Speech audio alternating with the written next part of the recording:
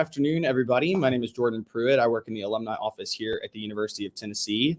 And today we are so thrilled to be joined by Mark Huber here. He is an alum of UT, the class of 1997 from the Tickle College of Engineering.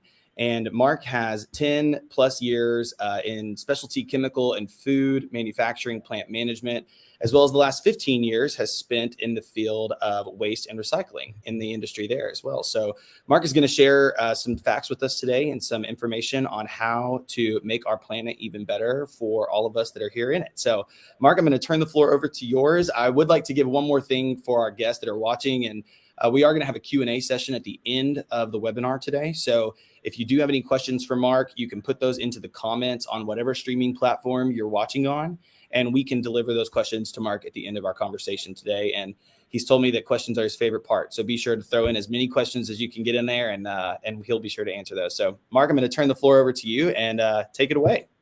Wow, Jordan, thank you. What a wonderful introduction. It's absolutely wonderful to be presenting and sharing to Vol alumni and friends. I want to share with you today information about recycling and taking better care of our planet. It's not only mine and my wife's passion, but we've actually made a career out of it. Recycling always seems to resonate with a lot of people. It brings out a lot of passion, and there's just so much misinformation out there. So I'm hoping to share with you today a little bit more about recycling. And most importantly, I really want to recruit fellow Vols and fellow friends to be better educated and help us make an impact on our planet. So just to highlight briefly who I work for, it's actually a company that my wife and I founded in 2014.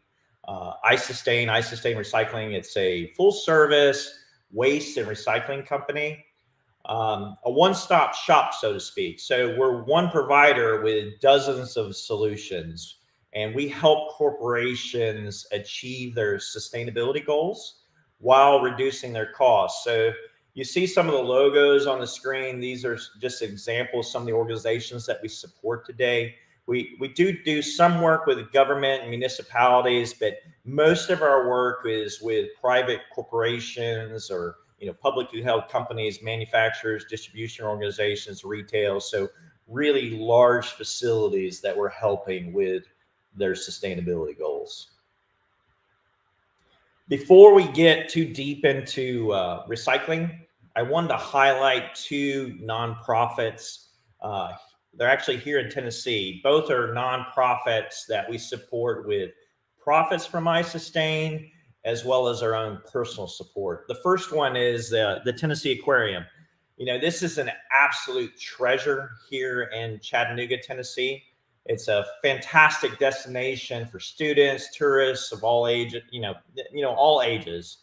The Tennessee Aquarium's mission is to educate, and educate in regards to how we can preserve and conserve, our natural resources. And that is in total alignment with what iSustain is helping corporations do. They actually have a conservation center that works and studies and does research on microplastics, and they're helping to educate guests on how they can help. The Tennessee Aquarium is just absolutely priceless.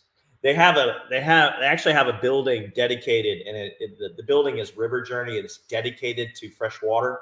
And when I say fresh water, I'm talking about creeks, lakes, rivers, and they have fantastic exhibits that help educate on the impact of litter and microplastics. But, right now they actually have a special exhibit going on, which is Wash Ashore, and it's actually a nonprofit that is based out of Oregon that builds these larger than life sculptures. I mean, some of these sculptures are 10, 15 feet tall, and they're all built out of waste plastics. And these waste plastics have been collected from the oceans, the beaches, and on the shore. And the exhibit's so special. It's incredibly sad, but it's incredibly moving to when guests see them, they're just shocked by the amount of plastics that they collected from our waterways. And it helps educate guests on what they can do to help this plastic problem.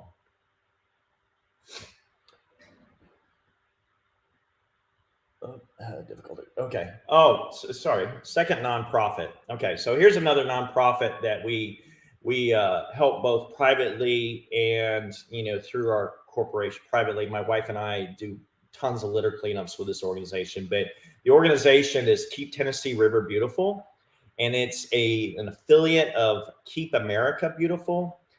iSustain collaborates and with this organization doing river cleanups. And those of you that may or may not know, the Tennessee River is 652 miles long, and it runs through Tennessee, Alabama, and back into Kentucky. I'd love for you to check out their website, as they are a young organization. They're doing fantastic things. They're helping to educate. They're actually helping to clean up our river, because you may not know, but our river is under a microplastic attack.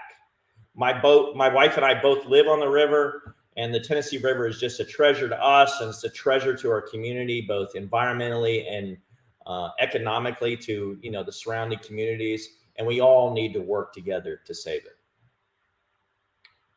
So it's a pretty disturbing image. And, I put this as part of the presentation to be disturbing, because this is actually what's going on. And when they say a picture is worth 1,000 words, there's 1,000 words from this picture. It's just incredibly sad to see what plastic pollution is doing in our backyards. You've probably seen on Facebook, or maybe you've seen it in person, the garbage that's in the ocean, the great garbage patch that's out in the Pacific Ocean. We are absolutely in the middle of a plastic pollution crisis. Many countries around the world are actually considering plastic waste a hazardous waste. So even more scary than plastic in the environment, plastic is actually in our bodies. And here's an infographic. This is actually an infographic we shared during this past Earth Day to educate customers and teams we communicate with. But microplastics are, everywhere nowadays. I mean, disturbing fact, we eat at least 50,000 microplastic particles per year. Even more shocking, because we all think bottled water is really clean. Well, bottled water compared to tap water has 22 times more microplastics than tap water. So that means if you consume bottled water, you're consuming 130,000 particles per year. Very scary. So let's talk about recycling. Now that I've scared you and shocked you with all this information, a lot of people ask, why is it so hard? Well, there's so much around recycling that's generally misunderstood. So I wanted to share with you some common misunderstandings. And these are misunderstandings that I find every day. One of them is the recycle triangle that you see on plastic products. The recycle triangle with the number in the middle does not mean that product is recyclable. All that number means is the type of plastic category it is. It's not recyclable because it has a triangle with arrows. A lot of the misunderstandings come from the fact that there's so much information out there. Every municipality, every city, every region, they have different rules or different things they recycle or don't recycle. So it leads to a lot of these common misunderstandings. Another misunderstanding, plastic is not plastic. So when I say plastic, it's like saying food. There's so many different types, and they're so different. Some are compatible, some are not compatible. There's all these acronyms. I mean, my background is, chemical engineering with chemistry minor. And so I've got a little bit of experience, a little bit of understanding, but most people don't. And so when they see these acronyms, it's very confusing. I mean, when you talk about PT, PP, PS, LD, ABS, PDG, the list just goes on and on. Each one of these is completely different. So plastic is not plastic. Now, the last misunderstanding that, you know, it always shocks me, but a lot of people believe that recycling should pay for itself. And I challenge you on this, because if you pull something out of the garbage and you're throwing it away, you're sending it to the local landfill, just because you've pulled it out of the garbage doesn't mean that it's all of a sudden worth, you know, a lot of value. It's not something that can actually pay for itself. And we'll talk a little bit more about this, but you know, recycling does not pay for itself. So let's talk, next slide, Jordan. So let's talk, hey, Jordan, you're frozen. Either that or it's me. Anyway, I'm going to assume that you're on the next slide. Let's talk packaging complexity.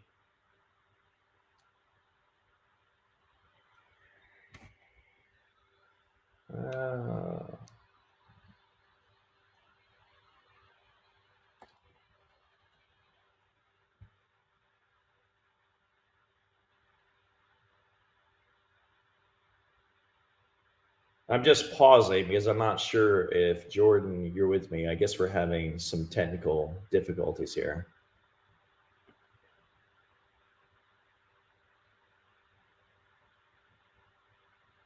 Jordan, I just messaged everyone. Let's see if there's any comments.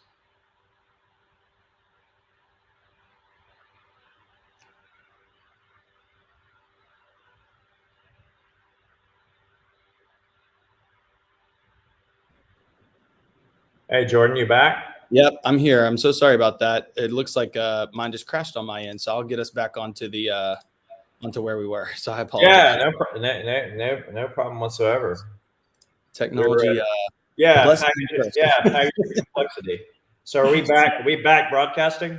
Yep, we're still broadcasting never stopped. It was just on my end. So okay, no problem then. Sorry. Yeah. Okay, sorry to everyone out there. It's a little technical. Yeah, my apologies. Okay, well let's talk more about why recycling is so hard.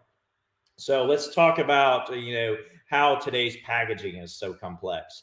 You go to the store, you pick up a bottle of Tylenol.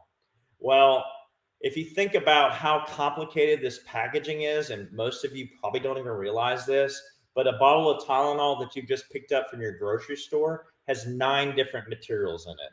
It's got a paperboard box. You know, it's got that aluminum foil that's around the top of the medicine bottle. It's that tamper-proof aluminum foil. It has a polypropylene cap. That polypropylene cap is a different plastic type than the actual container, which is high-density polyethylene. You've got pill residual in the bottle. You've got a paper label and the actual adhesive that's holding the label to the bottle. You've got the cotton ball that's been placed in there to, you know, package the pills for transportation, and maybe you've got residual cotton in there. And then finally, you've got ink. You've got a very complex package. Next slide. And then on top of the complex package is packaging just keeps changing. And to be honest with you, the recycling industry just cannot keep up with the explosive growth in the types of packaging. Just look at laundry detergent over the last 20 to 30 years. Some of us are old enough that, you know, and they still do some in boxes a day, but laundry detergent, it used to come in primarily cardboard boxes, which is 100% recyclable. You know, eventually they started coming out with liquid detergent, and then liquid detergent came in a high density polyethylene container. Well, that HDPE container is recyclable and very easily recycled. Well, let's fast forward to the last 10 years. We've seen these detergent coming in pods. We see detergent coming in pins. You know, some of you have had wine in a box. Well, now we have detergent in a box. None of these packages are recyclable or easily recycled. So just changes in packaging have made it very, very difficult to recycle. So everyone's confused, including myself. You know, when you're confused, you really feel helpless. Nobody likes to feel helpless. You feel like you can't make a change, or if you do make a change, you won't have an impact. Well, let me give you a hint. You're wrong. If you're properly educated, and if all of us even make a small change, we can make a difference. The problem is every one of us needs to make a very small change. So let's talk about what you can do. First off, whenever possible, refuse single-use items. The biggest myth out there is that some of these items are recyclable. None of them are. Plastic cups, plastic bags, plastic cutlery, plastic plates. You find them in discarded litter, you find them in landfills. Generally, because they are single-use items, they're made out of very low-grade plastics or plastics with a lot of filler, and therefore they cannot be recycled. So if there's a way you can refuse these single-use items, refuse them. We've all had the experience when we're, in the line at the grocery store and maybe we're picking up a small pack of batteries. Well, the first thing the cashier does is puts the pack of batteries in the large grocery bag. Hand the grocery bag back. Same way with if you're through the drive-through and they give you 10 packets of ketchup. If you don't need 10 packets of ketchup, give them back. If there's ways we can refuse single items, we can make a difference. Mark, I did want to ask one question that, and you may be getting to this, but it was in relation to the plastic piece. I was talking about the difference between using those plastic bottles that you mentioned have all those microplastics in them versus using glass bottles, right? So a lot of like glass water, carbonated water, things like that come in glass bottles. One of those things that appears to be kind of an ongoing conversation is that glass is difficult to recycle because not a lot of places take glass or things of that nature. Can you just talk about what is the better choice there? Is it better to drink out of a plastic bottle and try to recycle it? Or would you encourage people to look to glass or other methods to reduce their carbon footprint there? Oh, so great question, Jordan. So I'll give you the simple answer. So if we can refuse either item, and refuse either item could be, hey, we've used a glass cup at our house, or we've used a recyclable or a metal container or something that we can use over and over and over and not have to discard after single use. That is number one, the first step. Number two, if you remember what I was talking about, the myth of recycling pays for itself, or a misunderstanding that's out there. So when you think about glass can absolutely be recycled. The problem is it costs more. And so the reason governments don't provide that as a solution to glass is because it costs more and municipalities can't cover the cost because the taxpayers don't want to cover the cost. The fact is glass can absolutely be recycled. Plastic bottles can absolutely be recycled, but 9 times out of 10, they don't end up in a recycling situation, or if they do end up in a recycling situation, someone doesn't want to pay for it. Sure. Thank you so much for that added context. Appreciate that. Yeah, absolutely. So here's another request, or another thing you can do to help. We've all seen this, walking down the street, walking, through a parking lot or somewhere, you step over litter.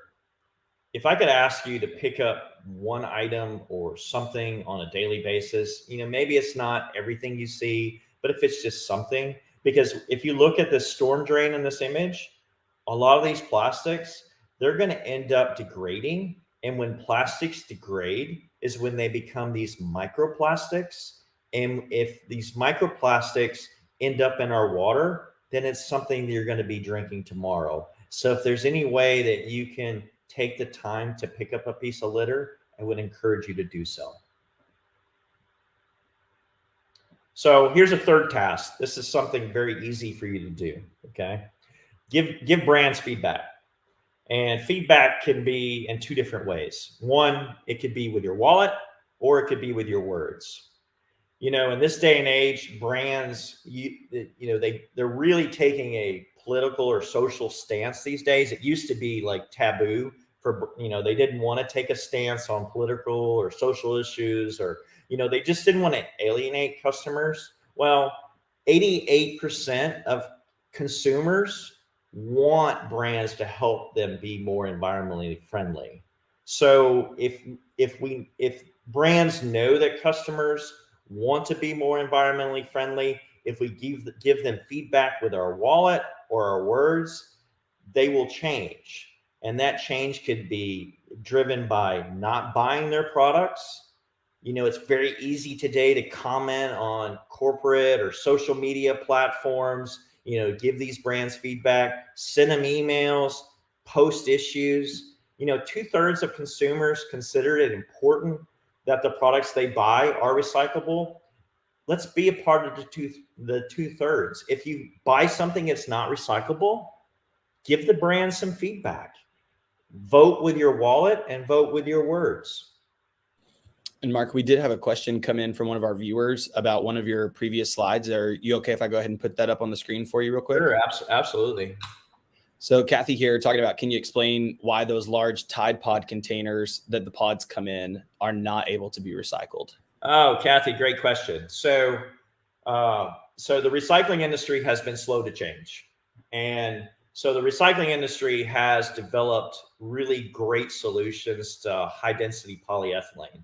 And you may know that as code 2 on the bottom of your laundry detergent. Well, the Tide containers come in these special pods. They're made out of PET, and PET is a completely different resin. And the reason they're made out of PET is because those little pods cannot be subject to humidity or moisture or the environment. So PET is a really good oxygen and air barrier. So they have to put in these containers so that it doesn't ruin their product. The problem is there is no outlet for that type of material today. Now, the good news is the recycling industry has recognized it, and they're looking at solutions. One is, Eastman Chemical is building a plant in Northeast Tennessee. It's about a $250 million plant that will perform a methanolysis on PET products,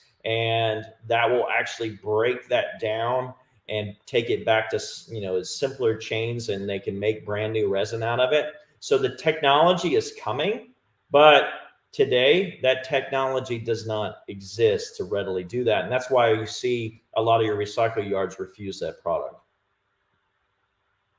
Okay, so let's back to the presentation. So the other piece that that I can ask you to do or encourage you to do is give feedback to regulators. You may or may not be aware, but all over the country there's legislation, there's bills, there's movements to create regulations or legislation to curb this plastic problem. And if we don't give feedback to regulators, or we don't get involved, whether it's our local community, whether it's our House of Representatives or senators, or some of the folks in our public works group, if we don't give feedback, then we won't develop programs that are going to work. And we've got to develop programs because, unfortunately, sometimes regulation drives change, and we've got to give feedback so we can develop regulations that work. Okay, last item that I hopefully can impart on you today, and hopefully this can help change your mindset, but the mindset of others. Recycling does cost, and you're probably asking the question, so why does it cost? Well, when you think about waste collection, we're all fine with the fact that waste collection costs. Well, recycling has very similar costs.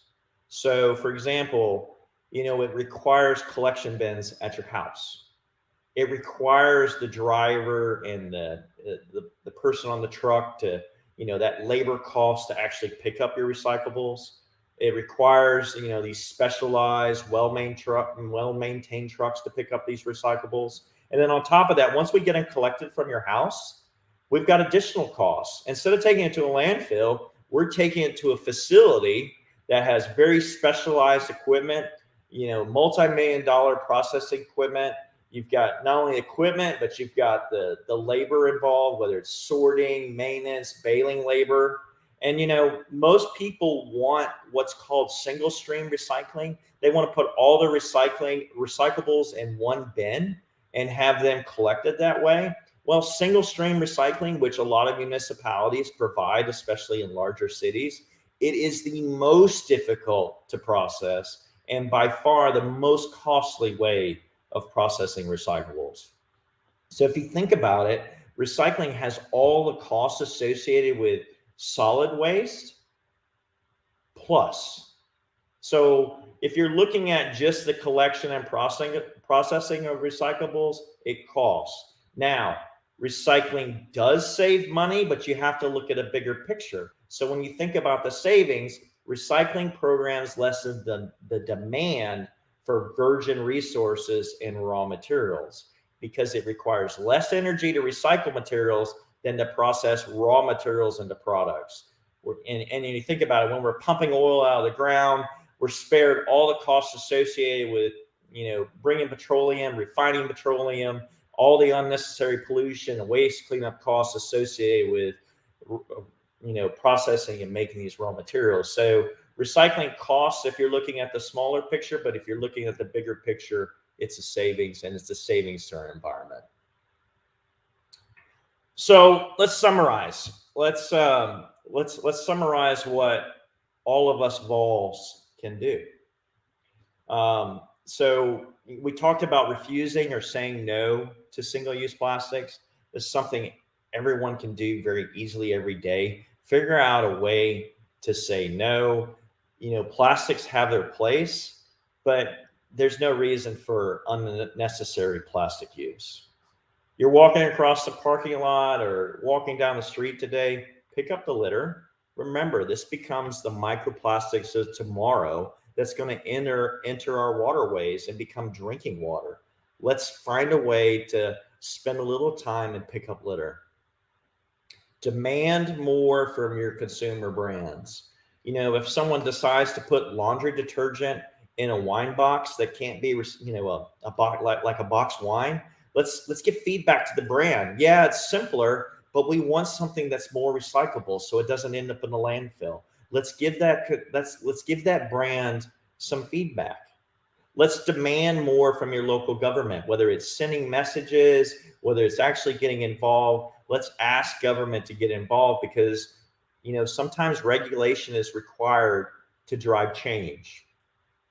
Realize there is a cost associated to our waste, whether it's, and when I say waste, I'm talking about anything that you use that might end up in your trash can or end up in your recycling container. It's something we all need to take responsibility for, and it's something that we need to realize that there is a cost. And last but not least, figure out how to do the right thing. And when I say do the right thing, let's take care of the items that we've bought and now we need to discard. If we can't refuse the items, let's at least try to figure out how to recycle those items. So this actually concludes the presentation portion of my talk today. I've put my contact information on this slide. It has my email address, has my LinkedIn link. Feel free to connect with me on either one of those, whether it's send me an email and it doesn't matter how simple the question. I'm happy to answer any questions, and I'm happy for you to connect with me on LinkedIn because very often I publish things on my LinkedIn profile that's information about recycling. And most of all, I really appreciate the time and honor to speak and be a part of Vol Chats. And like Jordan said earlier, if there's additional questions out there, I'd love to answer additional questions. Yeah, absolutely. Well, first and foremost, Mark, thank you for your time and expertise on the topic. And like you talked about at the very beginning, it's a it can be a polarizing topic at times because there's so much information out there, but every conversation like this hopefully clears that air a little bit more and makes it a little bit more known of what we can do to make our world a better place. We did get another question in on YouTube, so I'm going to go ahead and throw that one up here while we're talking. But also to say to everybody watching, use that comment feature on any of those streaming platforms and enter those now, as we're going to kind of enter that Q&A portion. But this is one that we have here that hope we can answer. Okay, so I've got, is there a water filter that I'll tell you what, I'll take the first line here, which is there a water filter that filters out microplastics from tap water? I'm not an expert in this space, but I can tell you that, it is a filtration medium. So depending on the size of the microplastics, my best guess would be that, it could potentially move it. Because if you think about plastics, they're actually just small particulates, almost like they can get down to smaller than the grains of sand. So it's a question that, really, I would recommend you reach out to the manufacturer. If you reach out to a Brita, see if they have the answer to that. So that would be number one. It says, I buy glass when option at grocery versus a plastic container. Which is better in the context of recycling, glass or aluminum? So I would answer this question, probably the easy way. And this depends on where you are in the country.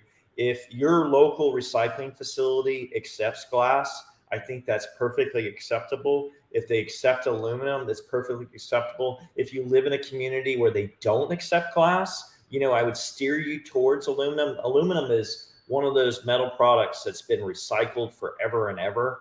And, it's a very precious metal and, typically has more value to it. So generally I find across the United States and around the world that aluminum is more readily recycled than glass. So I would encourage you to go that direction. Mark, one of the questions that we have too is just talking about, are there any new, I know you talked about the Eastman plant coming to Northern Tennessee. Are there any new technologies or developments as far as ways that recycling is taking that next step forward? I know we've talked a lot about the industry and their responsibility to help us do that better, but what is the recycling industry doing and developing right now? So that's an absolutely fantastic question. And a lot of this is actually being led to the manufacturers of plastics. When you think about the Exxon Mobils, the Shells, the Chevrons, the major petroleum companies are out there. A lot of them have really put their, investment in what chemical recycling is generally the common term. Sometimes you've heard it advanced recycling, chemical recycling, but it's actually chemistry to convert those plastic products back to new resins. So if you think about today, where if we recycle, let's just say a plastic milk jug, maybe that milk jug is melted down and it's made into a car part. So it's made into something else. So it's a mechanical solution. Well, the petroleum companies are working on chemical recycling where we take something like a milk jug, we take it back and we break it down to its simpler hydrocarbons, and then we make new polyethylene out of it. So we've actually brought full circularity as a solution to where no longer are we making something else out of it, we're actually making brand new resin. So therefore we don't have to consume more virgin material to make this particular resin. We can actually take resin back chemically. And this is a huge growth space in the industry. And I think it's something that you'll hear about more in the future. It's not, it's old technology, but it's something that, and I think petroleum companies have realized that, we've got to do something about this plastic pandemic. So I'd encourage you to read and learn more and follow some of the information that's been posted by some of these chemical companies. Yeah, and that's a great segue actually into the question that Kelly just asked on LinkedIn, talking about what are your thoughts on replacing plastics as far as with plant-based products, and talking about some of the bags and things like that as far as garbage bags and shopping bags. So, plastic bags around the world has been, full of just absolutely intense debate. In some countries, they've actually been outlawed, where you can't even find plastic shopping bags. And some parts of the United States, you actually have to pay extra for, using plastic bags. So plastic bags have really got a bad name. Plastic bags can be recycled. If we can find something else that's more, either reusable. I always encourage people to use reusable bags, or in the case of when you talk about a plant-based bag, as long as it's something that can degrade and and doesn't end up lasting for the next 1,000 years, I'd encourage you to go that direction. Is there a simple way to know that, Mark? Like, is there a simple way to know what we're using if it is, like if me as a person who's not well versed in the space, can I look at something and know quickly whether it is degradable or not, or what's the easiest way for us to know that? So they do have identifiers. So for example, on a lot of the grocery bags, you'll have a code 4, which indicates that it's low density polyethylene. So it is a plastic. A lot of the new compostable or organic products, they'll have a bioplastic, or they'll have just like, they'll say plant-based on there, and the problem with some of those is, yes, they degrade, but sometimes they have to be in presence of oxygen to degrade. So when you think about a landfill and you're burying some of these items, they're not being exposed to oxygen. So they do degrade, but it's a longer period of time, much shorter than plastics, but it's the best option that we may have. But typically it is on the actual bag itself. Yeah. Okay. That's great to know. And it's actually one of the things that, talking about recycling at the local level, that one of our other LinkedIn users asked, is talking about kind of like accepting materials, but not really having a process to handle those. And do you find that that's something that's an issue with some of the local places right now? Yeah. And that's pretty upsetting, I think, to a lot of, individuals. I mean, when you think about it, when you've done the work to actually collect the recyclables and you put them in your recycling container, and your expectation is they should have recycled them, and perhaps they didn't for numerous reasons, that maybe they're having trouble, a piece of equipment was down, or maybe they the consumer put the product in there and they actually don't recycle the product. Yeah, I have a huge trouble with that in our industry.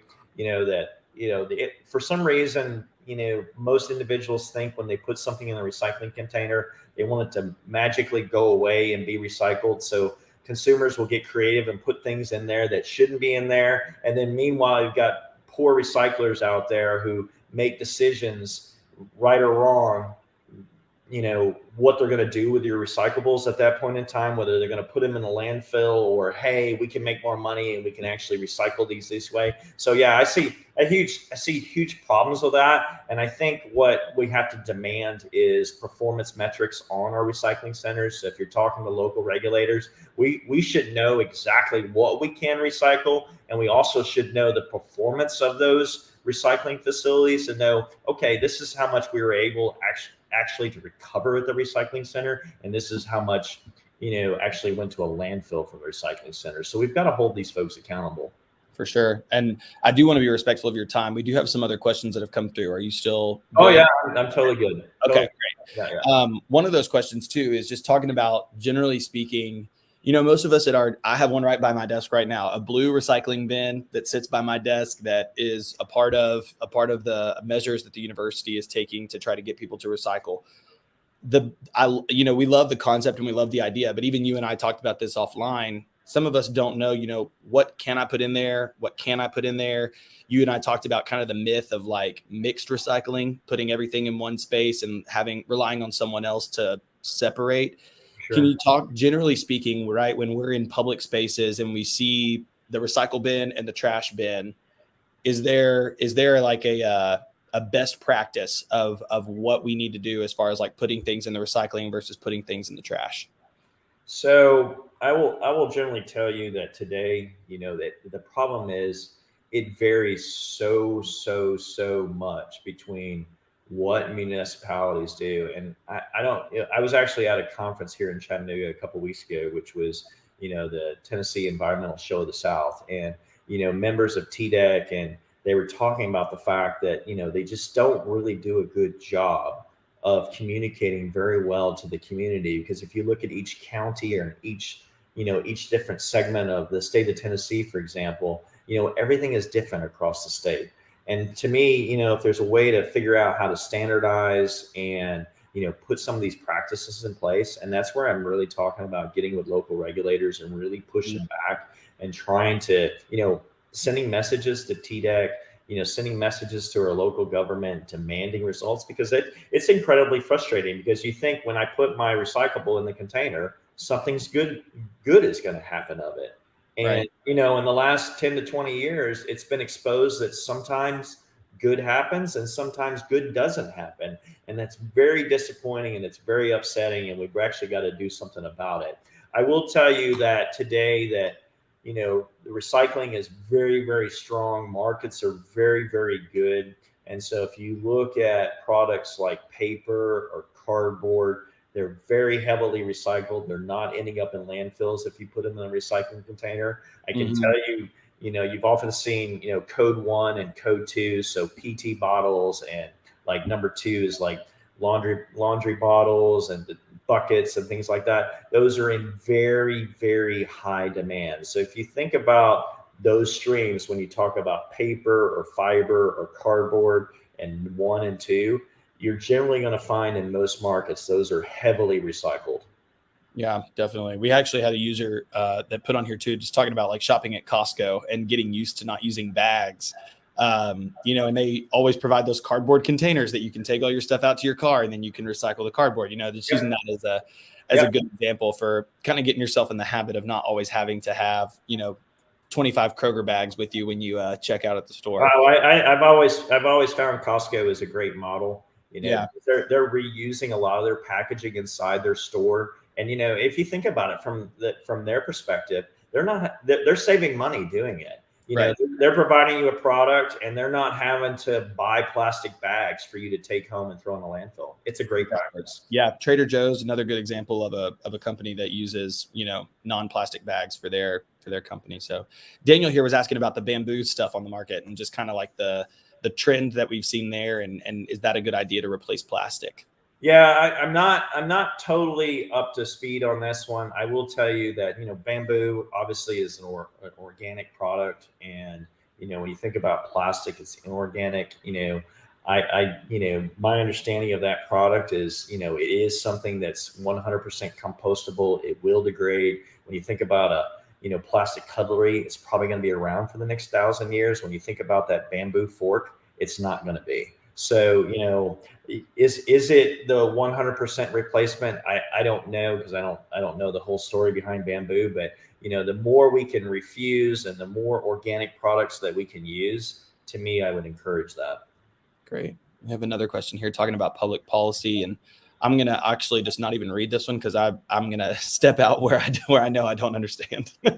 Is there a major issue in public policy that businesses pass to the public the ultimate true cost of the product, life cycle cost to include disposal?